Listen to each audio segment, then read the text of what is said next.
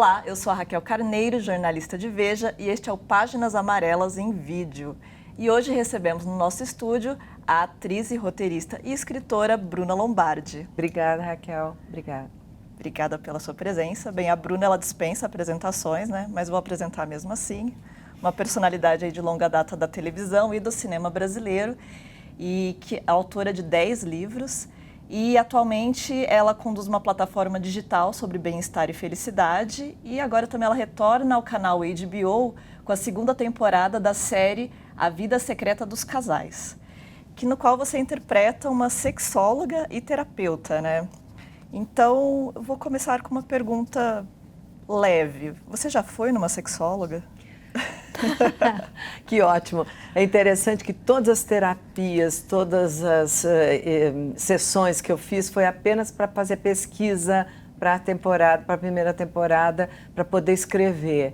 Assim, tudo que eu fiz foi entrevistar pessoas que fizeram, foi entrevistar pessoas que elaboraram. Nunca fiz nada, nenhuma terapia eu mesma, nunca participei de nenhuma. E na verdade, conversei não só com pessoas ligadas ao mundo do Instituto Tantra, mas conversei com muitos psiquiatras, conversei com muitos médicos, muitos especialistas nas mais diversas áreas, porque eu lido com muitos personagens complexos e com bastante camadas. Então, eu tinha que estar habilmente desenvolvendo cada uma delas com embasamento. E teve algo que você descobriu nesse processo que te marcou? Milhares de coisas, milhares. Assim, é uma descoberta constante. Você fica muito impressionado, primeiro, com a agilidade, né, que as coisas se transformam, com a maneira como o mundo está cada vez mais buscando esses escapes, essas terapias, essa necessidade de se comunicar. Nós estamos numa era de imensa conexão, né? A gente tem essas conexões digitais e a gente se sente parte dessa coisa toda, e ao mesmo tempo nós estamos cada vez mais desconectados de nós mesmos, cada vez mais procurando uma pertencibilidade, alguma coisa onde a gente se segure, alguma coisa que a gente acredite, e uma grande solidão. Então nós estamos num momento que tem contradições em si mesmo, que é muito bom para a dramaturgia, né? A dramaturgia agradece todos os conflitos. Bacana. Aliás, a série é um projeto em família, né?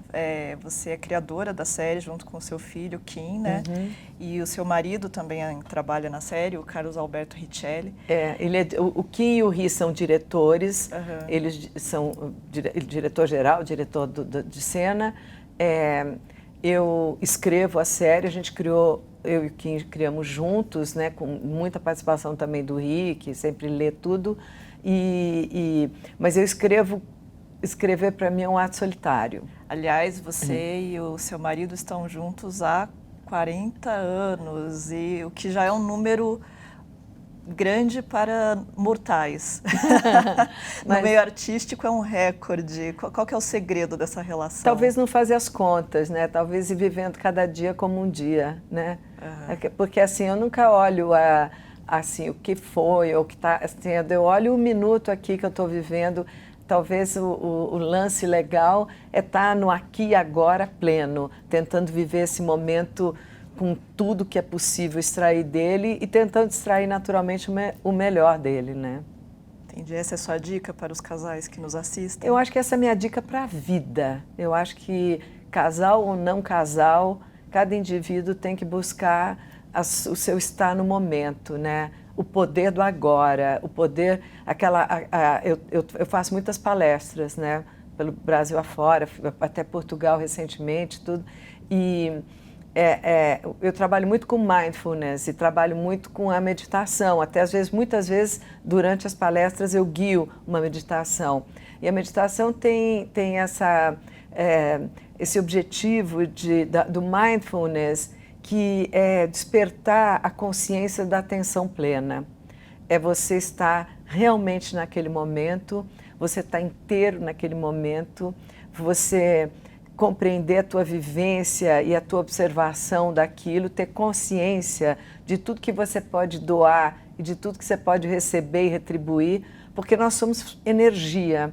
A gente recebe a vibração, a gente recebe energia, a gente tem essa troca permanente. Quanto mais rica for essa troca, mais interessante você vai ser, mais interessado você vai estar e provavelmente muito melhor a tua jornada e a tua experiência. Bacana. Quem acompanha a sua trajetória sabe que você é uma mulher que se reinventa, né? Foi das novelas para um programa de entrevistas, depois abraçou o cinema e recentemente você se transformou nessa influenciadora digital com essa plataforma que é a Rede Felicidade, né? Onde você escreve textos sobre mindfulness, sobre esse tema. Você acha que para ser feliz é necessário mudar com frequência? Bom, então eu vou responder primeiro dizendo, eu não acho que eu me reinvente, eu acho que eu me descubro, eu acho que eu me redescubro, eu acho que a minha viagem interior vai explorando essa jornada interna, essa jornada íntima, e compreendendo melhor a abrangência do que eu sou. Porque a gente se entender nessa vida já é uma grande missão, né? A gente descobrir quem a gente é já é um trabalho, assim, a full job, né? A gente conseguir, depois de descobrir ser o que a gente é, ou seja, se libertar das amarras sociais, das pressões sociais, dos rótulos sociais, dos compartimentos que nos colocam e tentar viver com plenitude já é uma segunda imensa tarefa. E a partir daí você tentar ser tudo que você pode ser, a tua amplidão, a tua expansão na vida, eu acho que essa é a missão principal, além de ter o grande e imenso propósito, que é o que eu tenho, que eu sempre tive, que agora eu posso realmente colocar em prática, de retribuir, de ter gratidão por tudo que eu recebi e, sobretudo, colocar essa expansão e essa busca da consciência para todos, ao alcance das pessoas que me acompanham, que me seguem, que de alguma maneira fazem parte ou da minha trajetória próxima ou dessa grande legião de pessoas que a gente tem uma troca permanente através das redes sociais. Aliás, falando sobre isso, igual você falou, vemos hoje pessoas que têm a vida perfeita nas redes sociais, mas por trás são pessoas solitárias, que se escondem numa máscara. E também vemos um crescimento da taxa de depressão no Brasil e no mundo, e chegou a ser comparado com uma epidemia, né? Você já chegou próximo de algo do tipo, de uma depressão, de uma grande crise que fez você chegar em todos esses pensamentos? Pois é, eu acho que pessoalmente eu nunca cheguei a isso e vou te dizer por quê. Exatamente por essa trajetória de busca. Essa trajetória de busca me acompanha desde muito cedo da minha vida, desde a minha... sei lá, infância, logo aquele momento mais da passagem da infância para a adolescência. Eu venho de uma família que ajudou muito isso, muitos livros, muitas conversas, muita filosofia. Isso sempre me deu um rumo, um norte. E, por outro lado, eu acho que isso que você diz é verdade. Nós estamos vivendo socialmente, no mundo inteiro, essa solidão. E essa solidão vem exatamente dessa desconexão. Então, como a gente falou, a gente está muito plugado, a gente está muito conectado, a gente está muito com tudo, mas a gente está esquecendo de se conectar com a gente mesmo, a gente está esquecendo dessa íntima possibilidade de ser quem a gente é, e descobrir essa imensa viagem para dentro, que é uma viagem mega corajosa para a gente se fazer. E isso provavelmente, aliado a você querer fazer alguma coisa pelo outro, a você querer ter essa troca com as outras pessoas, ou seja, ter esse movimento de empatia, que é uma coisa que também está faltando muito agora, isso aí é uma grande cura, um grande afastamento para qualquer sentimento negativo que as pessoas possam carregar. E um dos grandes temas que eu uso, tanto na Rede Felicidade, nas minhas redes sociais, quanto nas palestras, é justamente isso. Entendi, bacana. Bem, você é uma mulher inteligentíssima, Obrigada. Empresária, roteirista, mas uma breve busca no Google com o seu nome, vem um monte de elogios sobre a sua beleza, sobre como você não aparenta ter a sua idade, que você tem 67 anos, né? E aí a minha dúvida é, esse monte de elogio a vida inteira é o segredo para essa pele maravilhosa? Obrigada. Eu acho que assim, tem um momento, assim, eu comecei a trabalhar muito cedo na minha vida, né? Eu venho de uma família de cinema, eu tive momentos de infância exuberante, no sentido assim de a gente tinha tudo, meus pais viajavam em primeira classe e tal, e depois com a derrocada de várias coisas, eu tive um momento de muita falta de recurso também. E nessa hora de falta de recurso eu comecei a trabalhar com 14 anos, eu fui convidada para ser modelo e comecei a ganhar meu próprio dinheiro. Meu primeiro carro eu comprei com meu dinheiro, paguei minha faculdade com meu dinheiro, minhas 2 faculdades.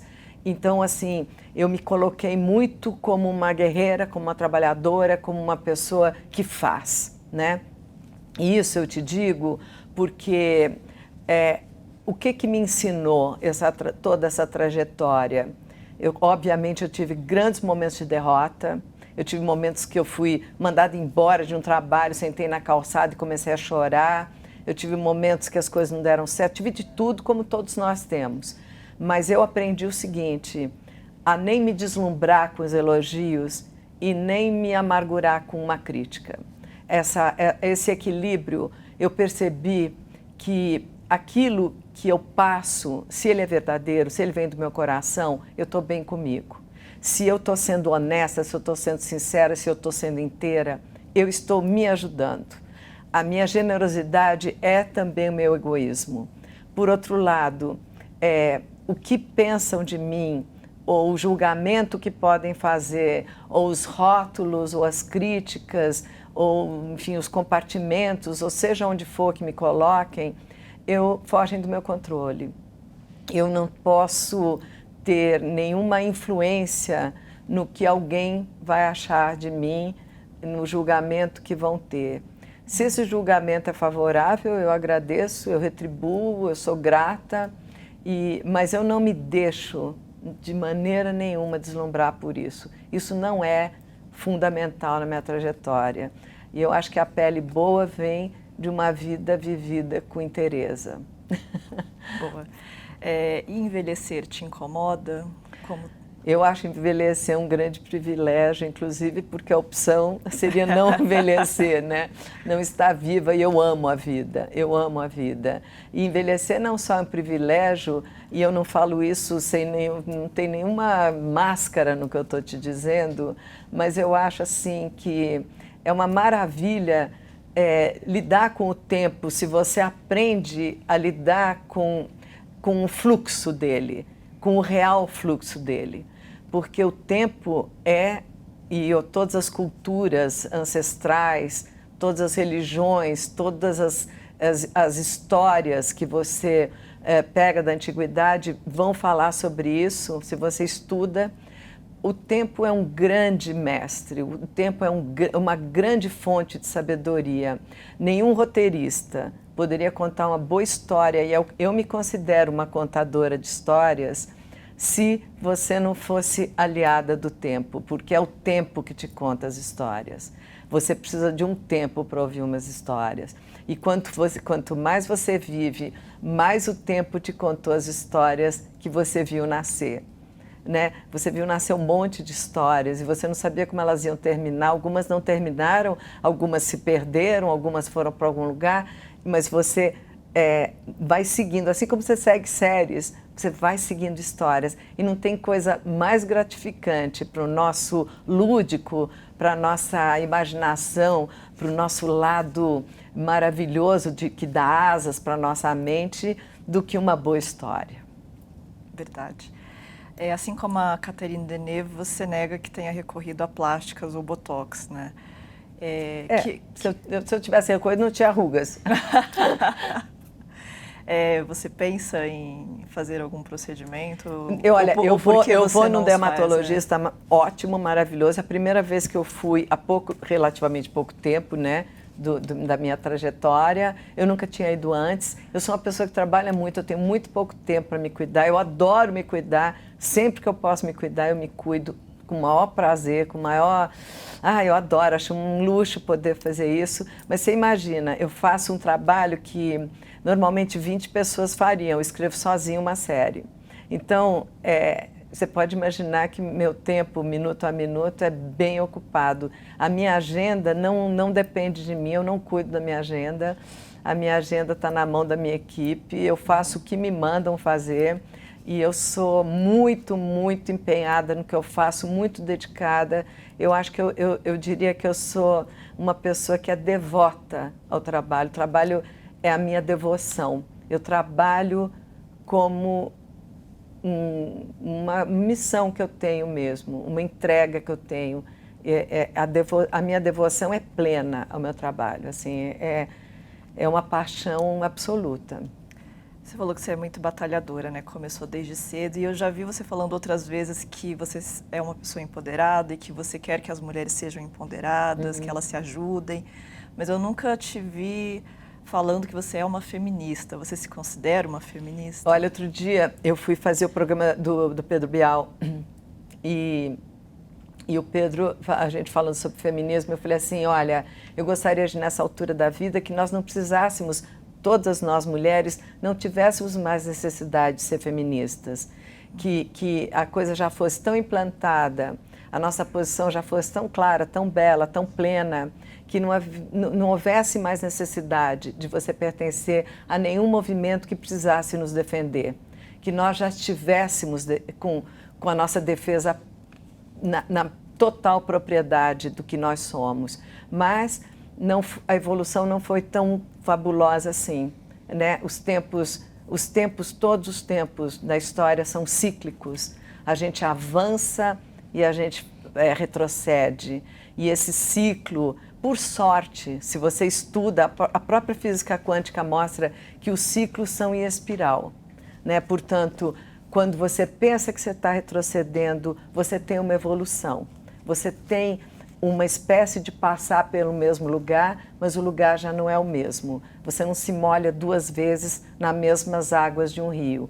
E existe uma evolução, sim. Nós mulheres estamos, não só nós mulheres, os indivíduos, os direitos humanos estão sendo discutidos. Então, quando o Dalai Lama perguntou para a Rainha-Mãe, que, né, no encontro que eles tiveram, a Rainha-Mãe é aquela primeira Rainha-Mãe, que na época do encontro tinha 90 e tantos anos, e ele perguntou assim, a senhora que viveu um século praticamente, o que a senhora acha? O mundo melhorou ou piorou?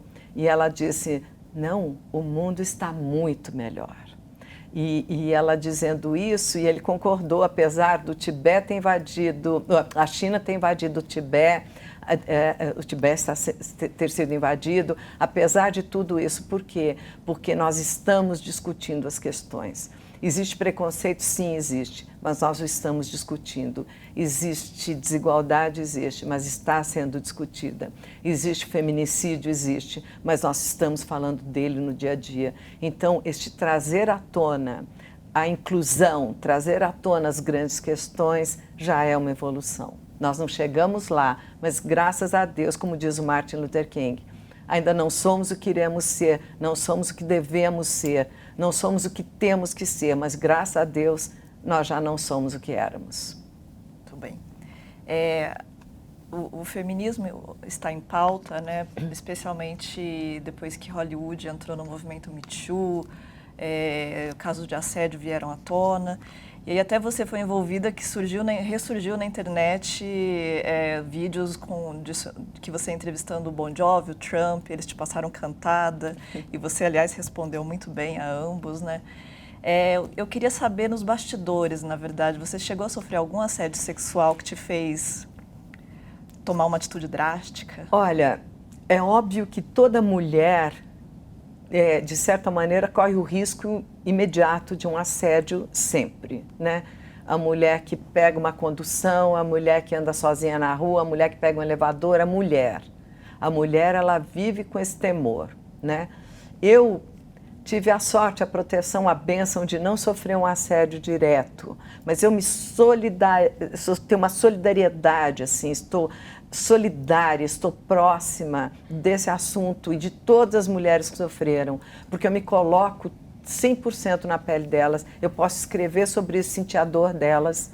Obviamente, o grau de trauma é delas, é único, né? Individual, indivisível, mas assim, é um absurdo que a gente tenha que viver esse tipo de drama ainda nesse novo milênio, né? É que nós ainda estejamos nessa fase e eu acho que isso, eu espero que com esses movimentos e essa conscientização, porque é muito ligado a você saber que você merece o teu lugar, seja quem for, seja cor, credo, posição social, seja quem vocês forem, entendeu? Não existe a impossibilidade. Você tem o direito de exigir respeito, você tem o direito de ser respeitada, de se posicionar e não aceitar uma situação embaraçosa sob nenhuma hipótese.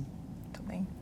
Mudando um pouco de assunto, nas suas redes sociais você é muito envolvida com causas ambientais, de proteção dos animais. E recentemente o Brasil se viu no meio de...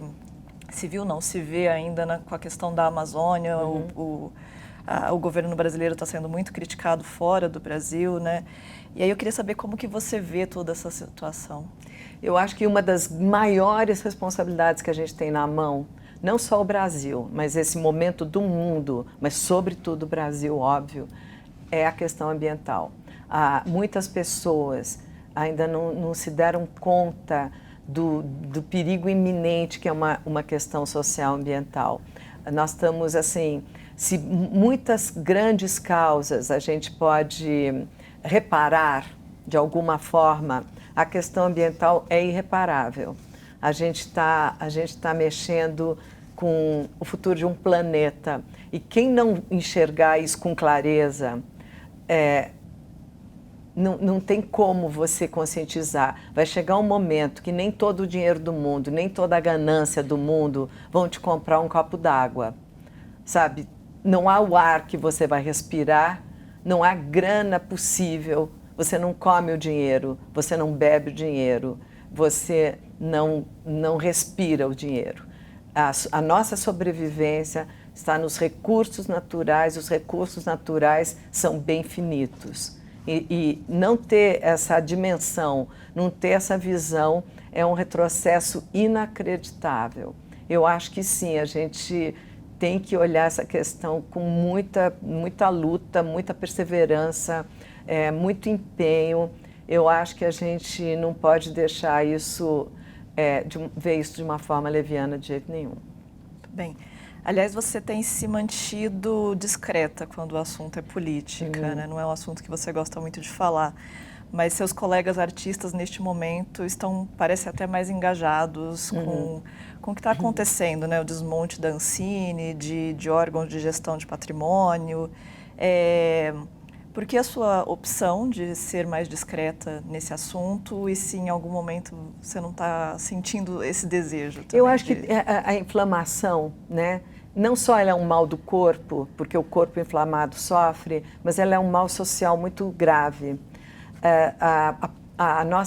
O momento que a gente está vivendo é um momento de extrema polarização. A extrema polarização não importa mais quem tem razão, ela é extrema. Todos os extremos são perigosos. Os extremos levam à guerra. Eu venho de uma família que passou guerra. Meus pais, muito diretamente, né? Meus pais passaram guerra. Antes de eu nascer, na Itália, meus pais em Roma. Minha mãe foi tomar um banho de chuveiro. A hora que ela estava debaixo do chuveiro, ela ouviu um estrondo. Ela saiu do chuveiro. Na frente dela, o prédio tinha desabado e muitos vizinhos que ela conhecia estavam mortos. Quando às vezes as pessoas falam para mim, mas num momento tão forte, radical como esse, você insiste em falar em felicidade, né? Para você ter ideia, hoje a felicidade está sendo estudada como uma ciência, levada a sério em Harvard, levada a sério nos lugares que consideram a ciência séria. A felicidade que parte do teu cérebro provoca isso, ela pode trazer enormes benefícios, não só para a tua pessoa, mas benefícios sociais assim, consideráveis, palpáveis. Uma época de ódio, uma época de absoluta desagregação, vai inevitavelmente trazer uma guerra. O Brasil está tão... O pensamento do Brasil ainda é um pensamento tão... assim, a gente tem uma alegria inata, nós somos pessoas, assim, praticamente com uma tendência à felicidade maior, porque nós somos um país ensolarado, nós somos pessoas que não passaram guerra, a gente não é como um país europeu que viveu regimes totalitários, embora nós tenhamos vivido um forte regime totalitário, mas assim, pegou um nicho grande, forte da população, mas a grande maioria da população não sabe muito bem o que aconteceu. Porém, a possibilidade de, no momento de cultivar o extremismo para qualquer um dos lados, a gente trabalhar com quem tem razão, quem não tem razão, quando isso já não é mais a questão. A questão é seres humanos não permitirem a destruição. A guerra é a destruição. Então, se a gente optar pela destruição, vai ser ruim para todos. A minha posição política, e eu sempre fui uma pessoa muito política nas minhas atitudes, eu nunca, jamais me filiei a um partido. Eu fui convidada para ser ministra da Cultura. Eu não aceitei porque eu disse, eu não sou uma pessoa que faz política. A minha política é acreditar em causas independentes e lutar por elas. As causas independentes vão da inclusão, da luta pela igualdade, da luta contra o preconceito, pela justiça. Vai desde ter calçadas rebaixadas até recolher animais resgatados, resgatar animais na rua, enfim. Então, a gente vai para muitos lugares. Eu luto contra o racismo, eu luto contra causas sociais. Eu quero que as pessoas sejam mais felizes. Eu sou uma pessoa feliz dentro da minha vida, mas eu não quero ser feliz sozinha. Eu não posso ser feliz sozinha. Como diz o John Donne, ninguém é uma ilha. Nós somos um grande continente, nós estamos todos ligados. Que adianta eu ser feliz? Que adianta eu estar bem se você não está? Como que eu posso ter essa troca? Eu quero que você esteja tão bem ou melhor, eu quero que o mundo esteja bem. Eu luto para que as pessoas estejam bem. Um momento de radicalização, um momento de polarização, ninguém vai ficar bem. Essa é uma visão para onde isso nos leva e é inevitável. A gente tem que tentar se entender primeiro e achar um caminho de bom senso. Tem aquela frase maravilhosa que o bom senso existia, mas estava escondido por medo do senso comum. Então, este é o momento que nós estamos vivendo. Muito bem. E para a gente finalizar, então, fala aí um pouquinho dos seus projetos para o futuro, o que você pretende fazer agora em breve. Eu tenho, bom, em primeiro lugar agora, eu estou muito, assim, no momento de grande excitação, né, com a estreia da segunda temporada da Vida Secreta dos Casais, porque é uma série que me habita, é uma série que eu dedico muito meu tempo a ela. A gente praticamente emendou a primeira temporada com a segunda e uma criação com muita profundidade, um elenco maravilhoso, pessoas envolvidíssimas, todo mundo, e uma série que consegue, como a HBO nos dá muita liberdade como criadores, né? A série consegue pegar todos esses temas que a gente está falando aqui, todas essas camadas, e da camada interiorizada de gente lidando com a própria sensualidade, com os próprios conflitos, com os problemas muito egoístamente individuais, até grandes camadas sociais da corrupção. E como diz um dos personagens, o poder não corrompe, o poder revela. Então, o poder vai revelar a cada um a oportunidade de ser corrupto. Não existe uma corrupção, existem pessoas que lidam com a corrupção, lidam com a oportunidade e se deixam levar pela corrupção por uma escala de valores flexível. Então, se a gente tem que ter flexibilidade, a gente tem que ter... e ao mesmo tempo existe o jornalismo como a grande fonte de denúncia, a última das fontes de denúncia, na verdade, onde a gente consegue manter uma resistência de dar o fato, dar a notícia, dar a formação da opinião pública e ainda dizer, ó, somos ainda uma resistência, vamos continuar juntos. E eu acredito na união, eu acredito nesse caminho. E por outro lado, eu tenho minhas redes sociais, eu tenho a Rede Felicidade e estou lançando um clube que chama Clube Felicidade também, que é um braço da minha rede e que é um clube de assinaturas que entrega caixas com livros escolhidos por uma curadoria, eu participando inclusive, com temas, caixas temáticas e brindes, experiências, presentes e tudo, entrega isso na casa das pessoas. Então, eu estou muito envolvida com várias coisas ao mesmo tempo, mais um livro provavelmente, então tudo isso e eu estou amando cada minuto.